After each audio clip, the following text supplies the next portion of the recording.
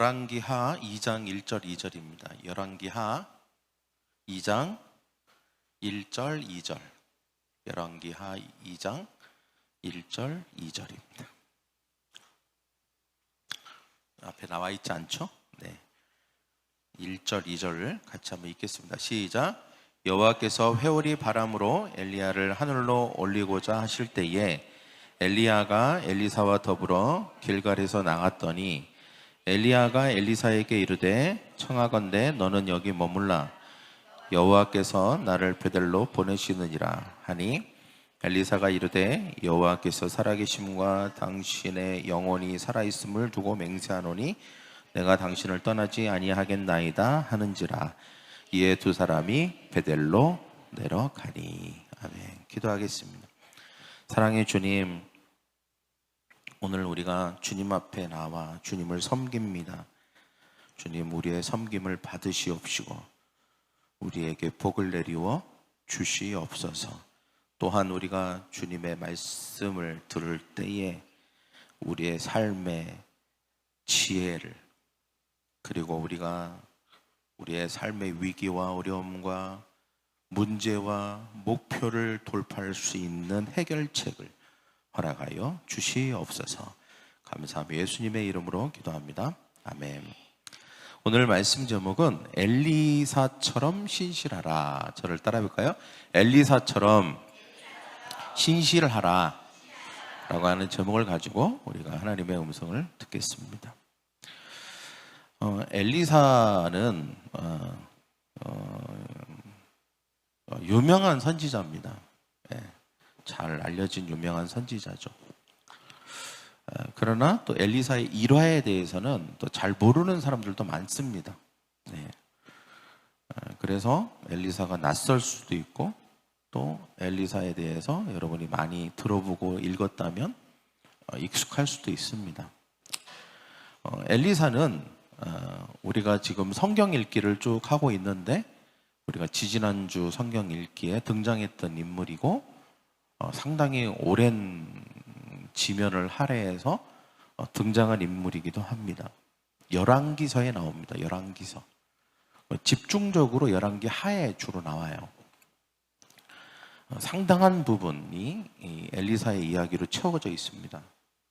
근데 제가 열왕기 하를 읽으면서 좀 이상하다 싶었어요. 왜냐하면 책 이름이 뭐냐면 왕들의 이야기거든요.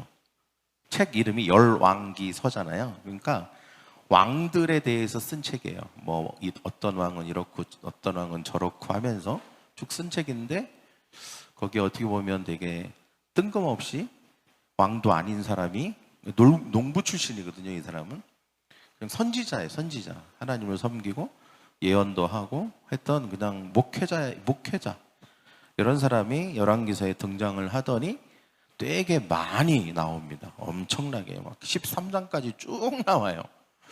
그래서 뭐지?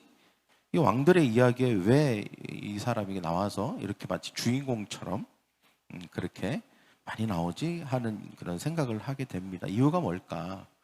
생각해 봤더니 이런 이유였어요. 제가 찾은 이유는 뭐냐? 사실 열왕기서는 나중에 후대에 쓰여진 책입니다. 누가 썼냐면 에레미야가 썼다고 추정하고 있어요.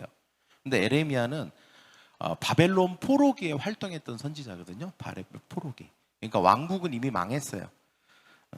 망한 이유가 뭔지는 몰라. 그러나 망했어. 그리고 왕국이 망해서 바벨론으로 다 포로로 끌려갔어요. 거기에서 회상을 하는 거예요. 도대체 우리가 왜 망했을까? 왜 망했을까? 우리는 왜 망했을까? 힘이 없어서일까? 무기가 없어서일까? 나라가 작아서일까? 막 이런저런 생각을 했겠죠. 왜 망했는지를 모르겠는 거예요. 그러면서 에레미야가 쭉 쓰기 시작합니다. 그러면서 뭘 쓰기 시작하냐면 왕들에 대해서 쓰기 시작했어요. 왕들에 대해서. 쭉 쓰다 보니까 한 가지 발견한 게 있었어요. 제대로 된 왕이 없었구나. 하나님을 제대로 섬기는 왕이 없는 거예요. 그냥 하나님을 섬기기보다는 우상 숭배하고 바알 섬기고 아세라 섬기고 그리고 하지 말라는 것은 다 하는 거예요. 외국에서 막 우상 수입해 오고, 막 아합 같은 경우는 온갖 나쁜 짓을, 악을 다 저지르는 거예요. 예. 그래서 이 에레미야가 이 열왕기서를 쭉 쓰면서 내린 결론이 뭐냐? 이 왕들이 하나님을 올바로 섬기지 않으니, 그 나라의 대표라고 할 수 있는 왕들이 그런데 백성들은 오죽했겠어요? 그러니까 결국은 나라가 망한 이유는 이거구나. 힘이 없어서도 아니고, 뭐 방비를 잘 못해서도 아니고, 하나님을 섬기는 것보다 우상을 섬기고 하나님이 싫어하는 죄들을 지었기 때문에 결국은 나라가 망해버렸구나 라고 하는 것으로 결론을 저는 내렸다고 봅니다. 그러면서 쭉 그 왕들이 어떤 죄를 범했고 어떻게 우상을 숭배했는지에 대해서 아주 상세하게 적거든요. 그러면서 왕은 아닌데 이 시대에 하나님을 철저하게 믿고 섬겼던 한 사람이 있더라는 거예요. 에레미야가 볼 때. 그래서 그 왕들의 이야기에 이 사람을 꼭 넣고 싶은 거죠.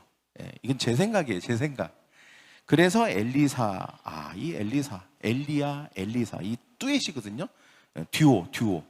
근데 이 엘리사, 엘리야, 이 듀오가 그렇게 하나님 앞에 신실하더라. 그리고 하나님을 잘 섬기고 하나님께 집중하고 그렇게 하는 것들을 알게 됩니다. 그래서 그것을 왕들의 이야기에 껴넣은 것이죠. 왜 껴넣습니까? 만약에 왕들이 엘리사와만 같았다면, 엘리사의 마음과 엘리사의 믿음을 가지고 엘리사처럼 그렇게 하나님을 섬겼다면 결코 나라가 망하는 일은 없었을 텐데 라고 하는 아쉬움을 담은 거예요. 그래서 또 교훈도 담은 것입니다. 왜냐하면 이제 바벨론 포로기가 끝날 거잖아요. 하나님이 반드시 70년 후에 끝난다고 했거든요. 그러면 다시 돌아가서 우리가 어떻게 살아야 될 것인가? 옛날처럼 그렇게 똑같이 그들이 했던 실수를 똑같이 반복하면서 살 것인가? 아니면 우리가 다른 삶을 선택할 것인가에 대한 숙고가 있어야 되잖아요. 그래서 엘리사를 보면서 이렇게 살아야 되겠구나.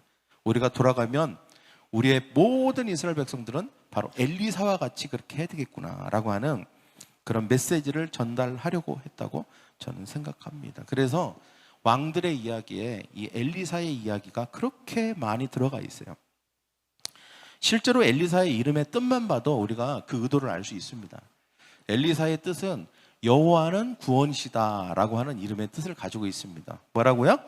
여호와는 구원시다. 엘리사는 자신의 이름을 통해서도 또 삶을 통해서도 하나님을 드러냈던 사람이에요. 하나님을 믿으면 모든 위기와 위험과 어려움과 어떤 불가능한 목표로부터도, 적으로부터도 구원을 받게 되는 복을 누리게 된다라고 하는 것을 항상 나타내는 삶을 살았습니다. 때문에 저는 오늘 우리는 엘리사의 삶에서 배울 게 있다고 믿습니다. 할렐루야. 하나님과 교회와 가정에 대해서 어떠한 태도와 어떠한 마음을 가져야 되는지를 배우기를 원합니다. 우리는 계속 지금 가정과 결혼 생활에 대해서 우리가 말씀을 읽고 있죠. 엘리사의 이야기가 우리의 가정과 무슨 관계가 있는가? 저는 관계가 있다고 믿습니다. 할렐루야. 우리의 개인 그리고 우리의 가정 또 교회하고도 관계가 있습니다. 엘리사가 본격적으로 사역을 하게 되는 계기가 있었는데 성경은 그 계기가 바로 엘리야의 테스트라고 말하고 있습니다. 엘리야와 엘리사가 어떻게 만났는지는 잘 몰라요. 그러나 엘리사가 본격적으로 사역을 하게 된 계기가 엘리야가 엘리사를 테스트하는 것으로부터 시작이 됩니다. 어떤 테스트일까요? 엘리야는 엘리사를 3번 테스트했습니다. 3번. 그리고 엘리사는 3번 다 그 테스트를 통과했습니다. 저는 이 테스트에 이름을 붙인다면 이렇게 이름을 붙이고 싶어요. 충성 테스트. 저를 따라볼까요? 충성 테스트. 또 신실함의 테스트라고 이름을 붙이고 싶습니다. 거기서 더 나가면 소명의식 테스트. 이렇게 또 붙이고 싶어요. 여튼 이 테스트를 엘리야가 했는데 엘리사는 통과를 했습니다. 3번이나 통과를 했어요. 그리고 나서 본격적으로 엘리사는 이제 사역을 하게 되고 그 사역에 기름 부음이 있게 되고 열매를 맺게 됩니다. 저는 이 엘리사를 통해서 오늘 3가지 음성을 들었으면 좋겠습니다. 첫째는 뭐냐면 하나님과 교회와 가정에 신실하라는 것입니다. 저를 따라볼까요? 하나님과 교회와 가정에 신실해라. 우리가 하나님 앞에 신실한 것이 중요합니다. 먼저는. 그러나 우리가 하나님 앞에 신실하다고는 하는데 교회와 가정에 충성을 다하고 신실하지 않은 경우도 있죠. 그것은 옳지 않습니다. 하나님 앞에 충성을 다하고 신실하다면 가정에도 충실해야 되고요. 그리고 교회에도 충실을 할 수밖에 없습니다. 모든 것이 다 연결되어 있기 때문입니다. 많은 사람들이 충성스럽지 못하고 신실하지 못한 이유는 많은 경우 환경의 영향을 받거나 또한 감정의 영향을 받기 때문입니다. 그 감정을 따라 행하는 것이죠. 기분이 좋을 때는 그냥 뭐 어디라도 갈 수 있고 무엇이라도 할 수 있을 것처럼 생각합니다. 그러나 좀 어려운 환경이 되거나 또 감정적으로 힘들어지면, 내 마음에 들지 않으면 금방 그런 마음들은 사그라지는 것이죠. 신앙생활이나 가정생활도 마찬가지입니다. 좋을 때 말고 힘들 때, 어려울 때, 또 위기일 때, 여러 가지 환경이 좋지 않을 때, 내 감정이나 기분이 좋지 않을 때, 그때 내가 나의 믿음과 나의 소명의식이 드러나는 때인 것입니다. 그때가 하나님이 나를 부르셨다, 하나님이 나를 선택하셨다, 나는 하나님의 자녀다 라고 하는 하나님 앞에서 소명의식과 그 신실함도 중요하고, 또 우리가 가정에 대해서는 마찬가지입니다. 하나님이 이 가정을 나에게 주셨다, 이 결혼을 나에게 허락하셨다, 나에게 준 배필이다. 할렐루야. 나에게 준 배필이다, 영원한 배필이다. 하나님은 이 가정에 나를 부르셨다, 이 결혼에 나를 부르셨다. 이것은 결코 변하지 않는 진리이다라고 하는 흔들림 없는 소명의식이 필요한 것이죠. 교회도 마찬가지입니다. 교회에 대해서도 그런 신실함이 필요한 것이죠. 가정에 대해 우리가 우리의 신실함을 보여야 될 가장 중요한 기관이 교회와 가정인 것입니다. 우리가 하나님 앞에 신실하면 우리는 교회에서도 가정에서도 신실한 마음을 갖게 됩니다. 흔들림 없이 외부적인 환경이나 감정의 동요나 어떤 것에도 영향을 받지 않고 충성스럽게 가는 것입니다. 신실함을 갖게 되는 것이죠. 엘리사에게는 확실히 이것이 있었습니다. 그리고 이 테스트를 통과했어요. 엘리야가 이 테스트를 위해서 몇 가지 일을 합니다. 엘리야가 엘리사에게 이렇게 얘기하죠. 하나님이 나를 길갈에서 베델로 보내셨다. 거기로 가라고 하신다. 때문에 나는 거기를 갈 거다. 너는 여기에 있으라 라고 말합니다. 그때 엘리사가 뭐라고 합니까? 2절에서 같이 읽겠습니다. 시작. 여호와의 살아계심과 선생님의 살아계심을 두고 한번 눌러줄래요? 탁 하고. 네, 시작. 여호와의 살아계심과 선생님의 살아계심을 두고 맹세합니다. 저는 결코 선생님을 떠나지 않겠습니다. 그래서 그들은 함께 베델로 갔습니다. 저는 결코 선생님을 떠나지 않겠습니다. 이게 핵심이죠. 네. 엘리사는 스승과의 관계에서 신실했습니다. 네. 스승과의 관계에서. 그가 만약에 가정을 가지고 있다면 분명 그는 가정과의 관계에서도, 부부와의 관계에서 되게 신실했을 것입니다. 그리고 우리가 유추해 볼 수 있는 것은 엘리사는 하나님과의 관계에서도 분명 신실했다는 것입니다. 그의 이름에서도 알 수 있고, 저는 이러한 신실함의 태도가 하나님에 대해서도 분명히 보여지는 태도였을 거예요. 저는 결코 하나님을 떠나지 않겠습니다. 무슨 일이 있어도, 어떤 어려움이 있어도, 아무리 내가 하나님을 떠날 수밖에 없는 그런 상황이 혹시라도 일어난다 할지라도, 뭐 나의 감정이 동요가 일어나고 어떤 뭐가 있다 할지라도 나는 절대로 하나님과 떠나지 않겠습니다 라고 하는 그 신실함. 할렐루야. 그 신실함이 중요한 것이죠.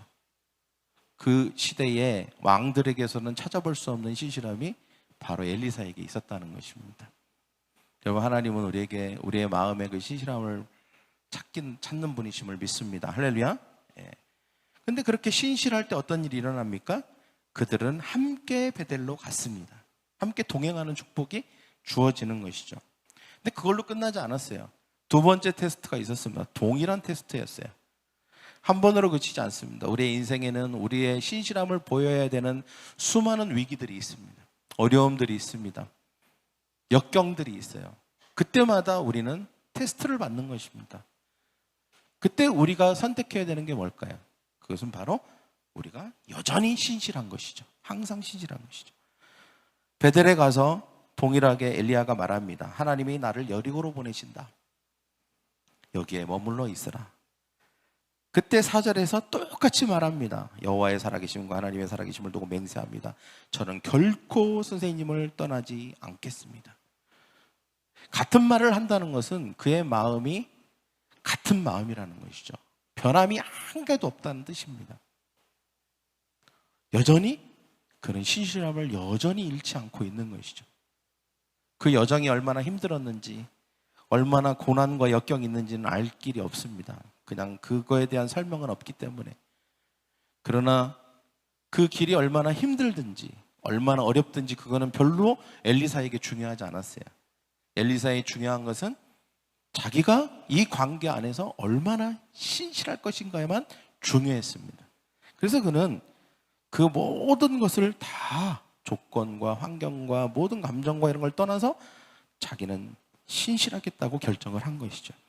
절대로 결코 선생님을 떠나지 않겠습니다. 이것은 우리가 하나님과의 관계에서도 마찬가지입니다. 우리는 너무나도 자주 우리의 마음이 변덕스럽죠. 그죠? 예, 어떨 때, 좋을 때는 엄청 좋아요. 막, 하나님 최고. 하나님을 위해서는 모든 걸 다 드릴 수 있을 만큼 우리는 그렇게 표현을 합니다. 물론 그때 그 순간만큼 그게 진실이에요. 그 순간 그게 거짓은 아니에요. 절대로. 그 순간만큼은 그게 분명히 진실이었다고 생각합니다. 그러나 문제는 우리의 삶에 좀 힘든 일이 있거나 어려움이 있거나 시련이 있거나 역경이 있을 때 우리의 마음이 신실하지 못하다는 것입니다. 충성스럽지 못하다는 거예요. 금방 식어버리는 게 문제인 것이죠. 여러분, 하나님은 신실한 사람을 통해서 일하시는 줄 믿습니다. 할렐루야. 신실한 사람과 함께 하기를 원하십니다. 그들은 함께 베델로 갔습니다. 그 다음 단계로 간 것이죠. 여러분, 이게 다 그 레벨이 있는 것입니다. 처음에 레벨을 테스트를 통과했을 때 다음에 레벨로 갈 수 있는 것이죠. 신실함을 보여야만 그 다음에 레벨로 올라설 수 있는 것입니다. 그렇지 않으면 그 레벨이 뭔지도 몰라요. 거기가 뭔지도 알 길이 없습니다. 그래서 그들은 하나님과 함께 그 다음 레벨로 또 간 것입니다. 길갈에서 베델로, 그리고 베델에서 여리고로 또 간 것이죠. 여리고에 가서도 똑같은 테스트가 주어졌습니다. 너는 여기에 머물러 있으라. 나는 하나님께서 요단강 건너편으로 보내신다. 그때 엘리사가 똑같이 또 고백을 합니다.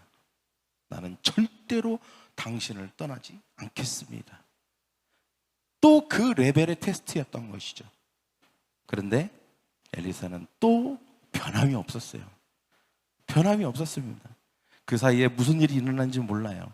얼마나 더 힘들어졌는지 몰라요. 그러나 중요한 것은 엘리사는 변함이 없었다는 것입니다. 그 마음에 변함이 없었고 하나님과 그 자기의 스승과 그리고 그 스승이 믿는 하나님과의 관계에 있어서도 결코 변함이 없었다는 것입니다. 그래서 결국 또 함께 요단강까지 갑니다. 거기에 가서 그가 마주한 게 뭐였죠? 엘리야가 하늘로 승천하는 것을 봤습니다. 근데 이게 왜 중요한지 아십니까? 엘리야가 이렇게 약속했거든요.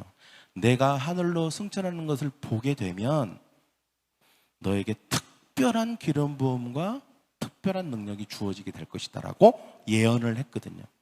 그 예언이 어떻게 성취된 것입니까? 그냥 저절로 성취됐나요? 그렇지 않아요. 신실했기 때문에, 끝까지 인내하면서 신실했기 때문에 그 예언의 성취를 경험하게 된 것입니다. 저절로 된 게 절대 아니라는 것이죠. 그래서 여러분, 아무리 힘들고 나에게 손에 잡히는 득이 안 보여도 우리가 하나님 앞에 또 우리의 가정에 대해서, 교회에 대해서 충성스러움과 신실함을 보이는 게 중요한 것입니다. 그때 하나님께서 우리의 삶에 특별함을 허락하시는 것이죠. 그 레벨에 걸맞는, 할렐루야, 그 레벨에 이르기까지 신실함을 보였기 때문에 그 레벨에 도달해서 거기에 걸맞는 하나님의 특별한 축복이 있다는 것입니다. 여러분, 우리 모두가 그런 축복의 주인공들이 되기를 축원합니다. 할렐루야. 에베소서 1장 4절 5절에 보면 곧 창세전에 그리스도 안에서 우리를 택하사, 같이 읽을까요? 시작. 곧 창세전에 그리스도 안에서 우리를 택하사 우리로 사랑 안에서 그 앞에 거룩하고 흠이 없게 하시려고 그 기쁘신 뜻대로 우리를 예정하사 예수 그리스도로 말미암아 자기 아들이 되게 하셨다. 창세전에 우리를 택했다. 할렐루야. 하나님은 이 세상을 만들기 전부터 우리를 택하시고 우리를 자녀가 되게 하셨습니다. 한번 생각해 보세요. 하나님이 얼마나 신실하신지. 너 하는 거 보고 이게 아니라 미리 모든 것 생기기 전에 우리를 택하시고 우리를 아들로 삼으시고 예수 그리스도를 보내서 우리를 구원하시고, 하나님 그렇게 신실하신 분이세요. 네. 그리고 그렇게 하나님은 우리를 부르셨어요. 그렇게 하나님이 그리고 엄청난 대가를 지불하시고 우리를 자녀 삼아 주셨잖아요. 때문에 우리는 하나님 앞에 신실할 수밖에 없는 것입니다. 그리고 하나님이 우리에게 주신 가정입니다. 특별한 가정이에요. 우리는 가정에 신실해야 돼요. 그리고 여러분, 교회를 특별하게 생각하셔야 됩니다. 나의 교회. 교회 이름 중에 마이 처치라는 이름이 있더라고요. 그게 되게 이상하게 보이면서도 되게 마음에 들었어요, 저는. 물론 마이 처치가 예수님이 내 교회는 이라고 말씀하셨으니까 거기에 그런 의미도 있겠죠. 그래서 이건 예수님의 교회라는 의미도 있을 것이고, 약간 두 가지 의미가 다 있다고 생각해요. 교인들이 생각할 때 내 교회, 내 교회. 마치 우리는 교회를 얘기할 때 남매교회처럼 얘기할 때가 있어요. 이 교회는 왜 그래요? 뭐 이렇게. 이 교회는 자기 교회가 아닌 거지. 이 교회는 자기가 거기 다니면서도 이 교회래. 저 교회라고 안 하는 것이 이상해. 내 교회잖아요, 내 교회. 나의 교회. 그래서 교회를 사랑해야 됩니다. 할렐루야. 교회를 신실하게 생각해야죠. 그죠? 교회에 대해서 그런 신실함, 가정에 대해서 신실함, 그리고 하나님에 대한 그런 신실함은 우리의 레벨을 올립니다. 계속. 물론 테스트가 필요해요. 그러나 그 테스트를 통과할 때마다, 레벨이 올라갈 때마다 우리에게는 특별함이 분명히 주어지는 것입니다. 여러분, 엘리사는 능력을 받고 충성을 다한 게 아니었어요. 분명히 그렇죠. 순서로 봤을 때 그가 능력을 받기 전에 신실함을 보였습니다. 그것이 능력과 축복으로까지 이어진 것입니다. 항상 신실함이 먼저라는 걸 꼭 알아야 돼요. 할렐루야. 신실함이 먼저, 그 다음에 축복과 능력이 나중. 할렐루야. 그 다음에 두 번째는 우리가 엘리사를 통해서 배울 게 있습니다. 하나님 앞에서, 교회와 가정에서 분명한 영적 가장이 되라는 것입니다. 나라가 왜 망했는가? 왕만 봐도 알 수 있어요. 왕만 봐도. 왕이 저러면 나라는 다 그런 거예요. 왕이 대표인 거죠. 그러니 나라가 망할 수밖에 없는 거예요. 왕이 우상숭배나 하고 있고, 하나님이 싫어하는 거나 다 하고 있고, 하나님을 섬기기보다는 우상들을 섬기고 있으니 그 나라가 잘 될 리가 없죠. 여러분, 나라의 축소판이 가정이잖아요. 그죠? 예. 또 저는 나라의 축소판이 교회라고도 또 생각합니다. 가정에서 대표격인 사람이 하나님을 섬기는 모습을 보면 그 가정의 운명과 미래를 점쳐볼 수 있습니다.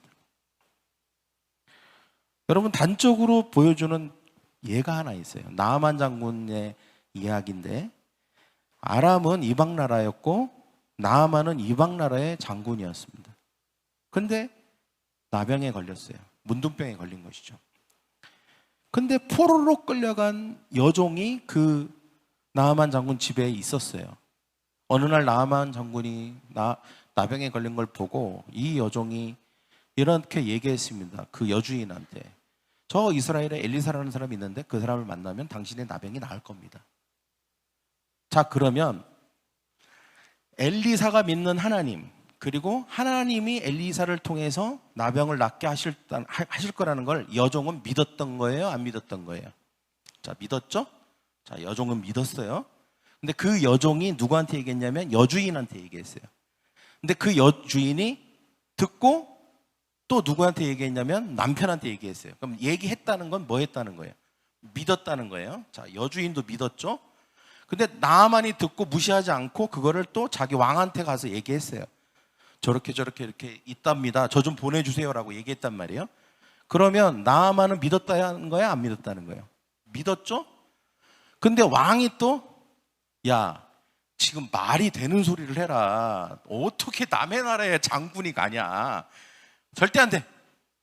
라고 하든지 말도 안 되는 소리다. 무슨 나병이 나왔다는 건 난 들어보지도 못했다. 하면서 무시해버렸다면 안 믿은 거잖아요. 근데 어떻게 해요 또? 바리바리 온갖 금은보화 싸갖고 가라고 보내주잖아요. 믿었다는 거야? 안 믿었다는 거예요? 세상에 아람 왕도 믿었어요. 근데 성경을 이렇게 보면 딱 한 명만 안 믿었어요. 이스라엘 왕만 안 믿었어요.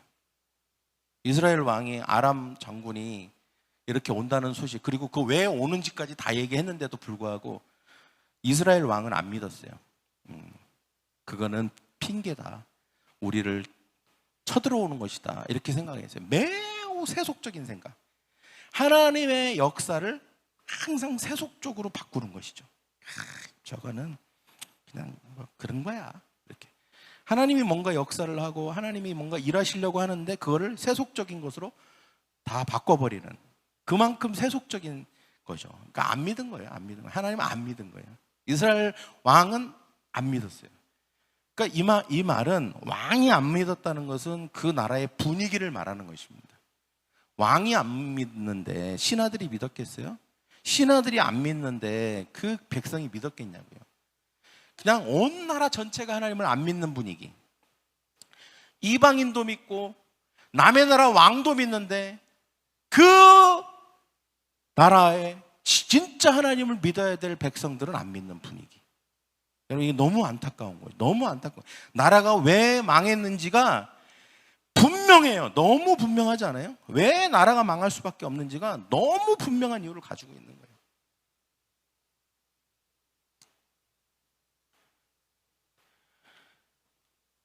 저는 여러분 가정에 누구에게 믿음이 있어야 됩니까? 가정에. 가장에게 믿음이 있어야 돼요. 가정을 누가 대표하고 있습니까? 만약에 아내가 대표하고 있다면 아내가 믿음이 있어야 돼요. 제가 이번 주에 이모가 92살이세요. 요양원에 계셔서 어머니하고 같이 이제 어른 그 정도 나이가 되면 일부러 가서 찾아뵙지 않으면 어느 날 이제 돌아가셨다는 소식이 들릴 수밖에 없는 나이잖아요. 그러니까 우리 어머니도 그렇고 외삼촌도 그렇고 돌아가시기 전에 한번 꼭 뵈야 되겠다고 해서 일부러 오셔갖고 저도 모시고 갔어요. 강경에. 우리 이모가 92살이세요. 근데 제가 우리 어머니가 이제 그런 얘기 하시더라고요. 그 외갓집에 목사가 6명이고 다 예수 믿어요. 근데 누구 때문에 예수 믿었냐? 이 이모 때문에 예수 믿은 거예요. 그 이모가 처음 예수 믿고, 그 다음에 그 어머니가 예수 믿고, 우리 어머니의 어머니인 거죠. 예수 믿고, 이 두 사람이 전부 온 가족을 전도해갖고 모든 사람이 예수 믿고 구원받고, 그리고 거기에서 또 목사도 나오고 이렇게 한 거예요. 그 얘기를 들으면서 이 외갓집의 가장은 우리 이모였구나, 또 그 어머니였구나, 이런 생각을 합니다. 그 어머니의 기도와 헌신과 그 역할이 있었기 때문에 온 가족이 이런 영적인 축복을 저는 받았다고 저는 생각해요. 할렐루야. 근데 여튼 제가 말하고 싶은 게 무엇이냐, 여러분, 교회도 그렇고 교회도 리더가 중요합니다. 그리고 가정도 가장이 중요해요. 가장이 중요해요. 영적인 가장이 필요합니다. 그 가장이 올바로 서 있어야 돼요. 하나님 앞에. 하나님 앞에 올바로 서 있어야 돼요. 이스라엘 왕이 그러니까 온 나라가 다 그냥 망한 거예요. 그냥 포로로 끌려가고. 이유는 그거 한 가지였어요. 우리가 올바로 서 있으면 우리가 돌보는 사람들, 우리의 영향력 아래에 있는 사람들은 안전하게 보호함을 받고 축복을 받게 되는 것입니다. 할렐루야. 여러분, 영적 가장이 되는 축복을 누리는 저와 여러분이 되기를 원합니다. 우리 옆에 있는 사람에게 이렇게 얘기합시다. 당신은 영적인 가장입니다. 할렐루야. 네, 가장입니다. 그 다음에 그래서 여러분, 특별히 우리 엘리사의 그런 신실함이 있어야 돼요. 가장들한테는. 네. 흔들리면 안 돼요. 가장이 그냥 이렇게 하면 이렇게 흔들리고 저렇게 하면 저렇게 흔들리고 그러면 나머지 가족들과 나머지 영향을 받는 사람들이 얼마나 불안하겠어요. 그냥 막 그냥 변덕스럽고 그냥 조금만 저기 하면 이렇고 저렇고 그러면 안 돼요. 항상 그냥 큰 바위처럼 엘리사가 나는 여호와와 그리고 여호와의 살아계심과 선생님의 살아계심을 맹세하는 난 결코 떠나지 않겠습니다 라고 하는 그 하나님 앞에서의 굳건한 믿음과 그 신실함이 마치 큰 거대한 산처럼 딱 느껴지게끔 해야 되지 않겠어요? 그래야 사람들이 불안함이 없죠. 든든하게. 아, 우리 영적 가장 거대한 영적 산이다. 이런 생각을 가지고 우리가 그 산 아래 보호함을 받게 되는 것입니다. 그래서 여러분, 엘리사를 통해서도 엘리사와 같은 그런 영적 가장이 되어야 되는 것이죠.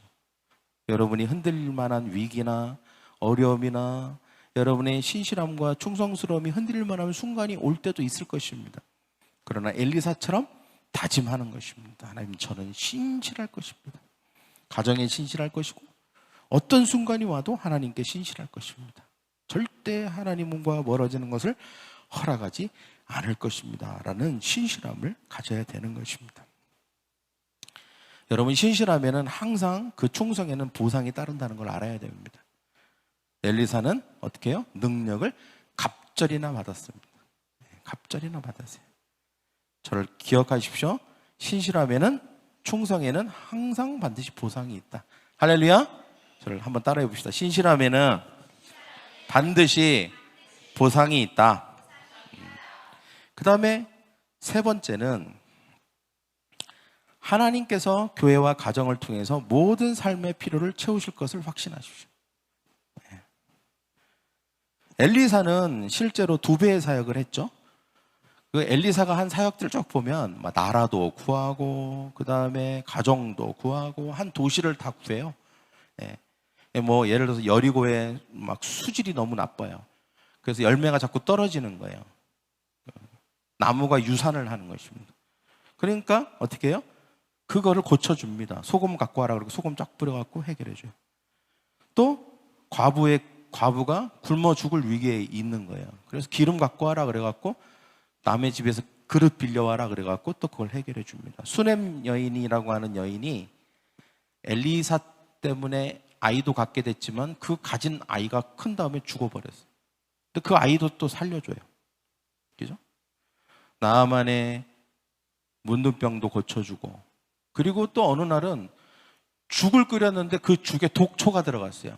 그래갖고 우리 다 죽습니다 그러는데 그 독초를 또 밀가루로 갖고 오라 그래갖고 또 해결해서 먹을 수 있게 됐어요.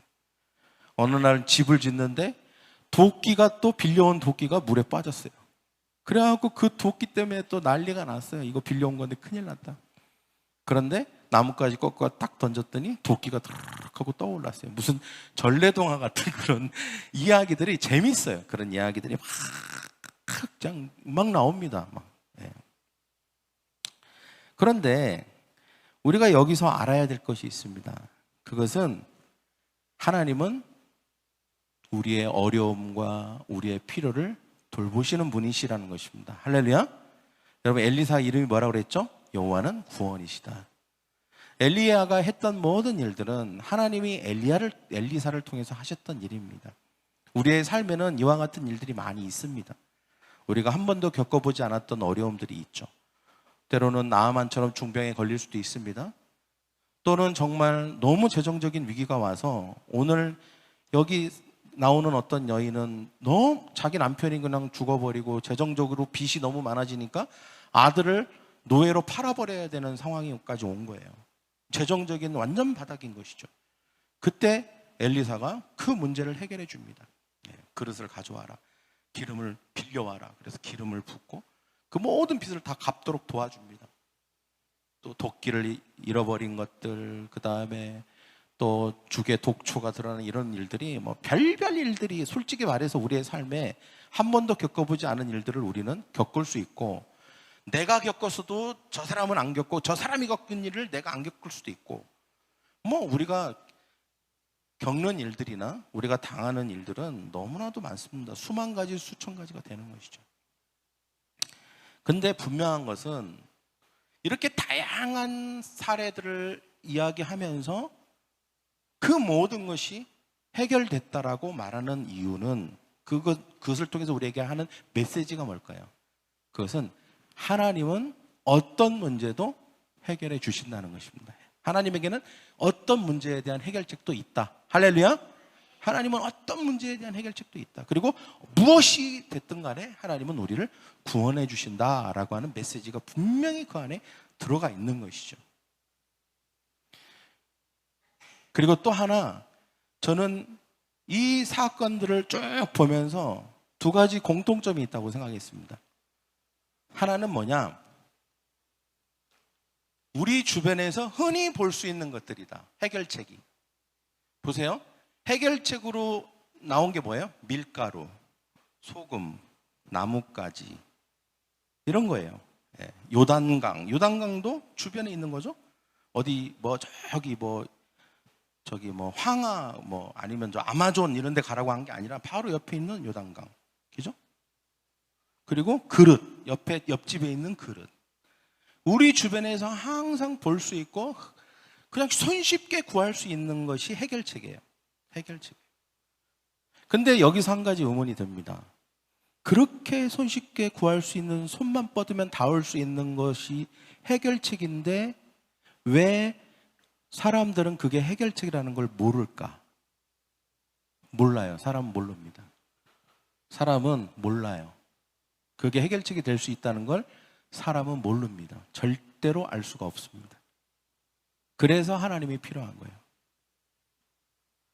그게 해결책이 될 수 있는 걸 어떻게 알았습니까? 이스라엘 백성들이, 그 문제의 당사자들이 죽겠습니다. 큰일 났습니다. 위기입니다. 우리 이제 난리 났습니다. 라고 하면서 달려왔어요.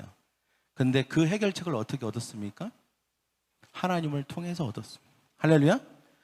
아무리 우리 주변에 흔한 거, 우리가 늘 봐왔던 것이라 할지라도 그게 해결책인 것을 우리는 깨닫지 못합니다. 알 방법이 없어요.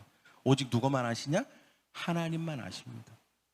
그렇기 때문에 우리가 어떻게 해야 될까요? 두 가지가 꼭 필요합니다.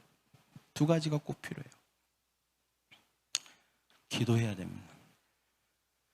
문제의 당사자들이 했던 행위가 하나가 있었어요. 그게 뭐냐? 그 문제를 가지고 엘리사에게 갔다는 것입니다.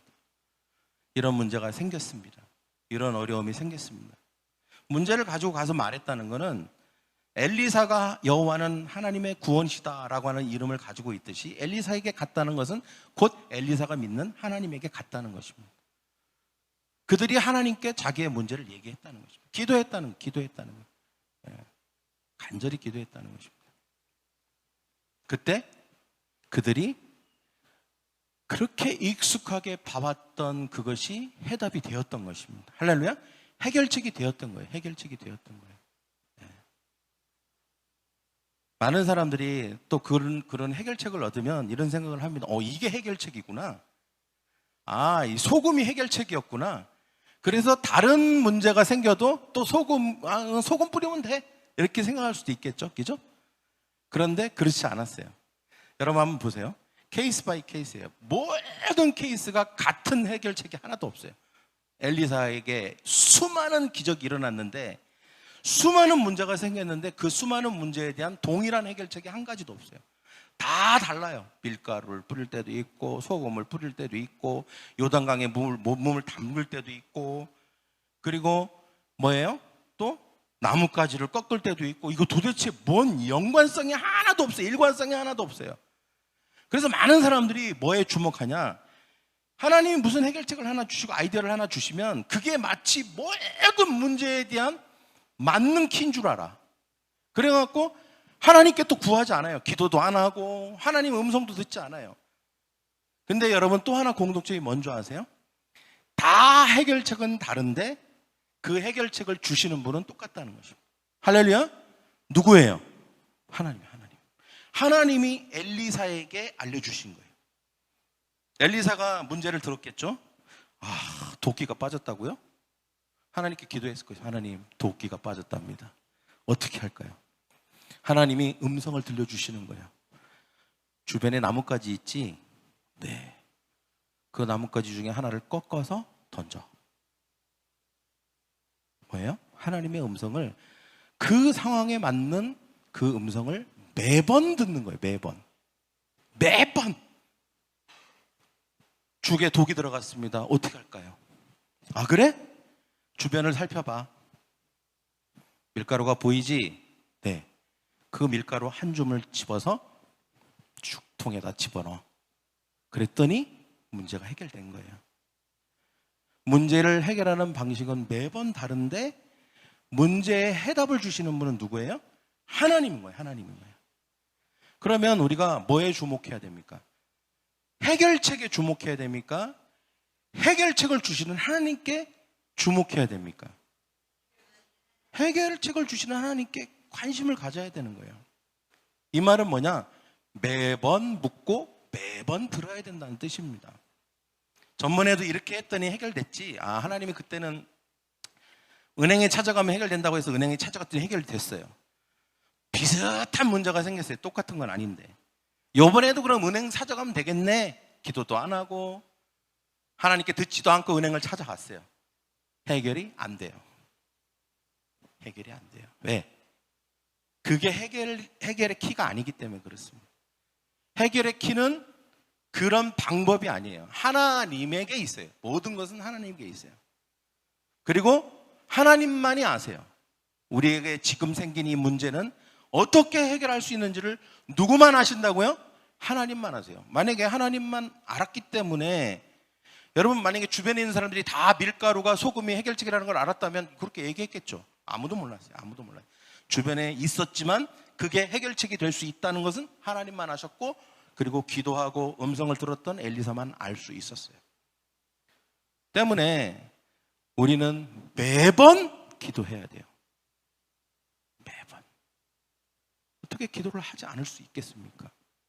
그때마다 하나님이 우리의 삶의 모든 위기마다, 우리가 해야 되는 모든 순간마다 해결책을 그때 주시는데, 때문에 우리는 하나님께 기도해야 되고, 또 하나님이 하시는 그 해결책을 들어야 됩니다. 그래야만 그 순간 그 문제를 극복하고 우리는 이기고 살 수 있는 거예요. 축복받을 수 있는 것입니다. 할렐루야. 그래서 저는 이 말씀을 통해서 이런 생각이 들었어요. 소금이 뭘까? 이런 것보다는, 나뭇가지 뭘까? 이런 것보다는 결국은 공통점, 그것은 우리의 주변에 분명히 해결책이 있지만 우리는 알 수 없다. 기도해야만 알 수 있고 하나님이 가르쳐 주셔야만 알 수 있는 해결책, 그리고 그것은 매번 묻고 들어야 된다라고 하는 그런 메시지를 저는 이 말씀을 통해서 받았습니다. 여러분, 여러분의 삶에 이것을 적용하기를 축복합니다. 할렐루야. 매번 들어야 돼요. 예전에 이런 문제가 있었는데 그때는 이렇게 해서 해결됐어로 끝나면 안 되는 것입니다.